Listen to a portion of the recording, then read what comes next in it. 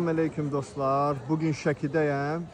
Deməli Kiş çayında Çin qəsəbəsi salıblar. Son zamanlar dövlətlərimizin arasında olan bu isti münasibət gəldi Şəkiyə də. Artıq burada bayram, Novruz bayramı münasibəti nə qədər Çinli var. Gəliblər. Görürsünüz bu Kiş çayının bir küçük bir koludur. Oradan ayrıblar. Gördüğünüz kimi möhtəşəm bir yerdir. Mütləq şəkildə gedin, yəni bura. Qayıqlar da var, Çin qayıqları gətiriblər. Bütün və hətta qayıq sürənlərə də papaq geyindiriblər, Çin papağı. Görürsünüz, belə gözəl bir yerdir. Gözəl Azərbaycan xalqı mütləq şəkildə bura gəlin, istirahətinizi eləyin. Yəni xata bəladan uzaq olun. Bura bizim Şəkidir, gözəl Şəkimiz.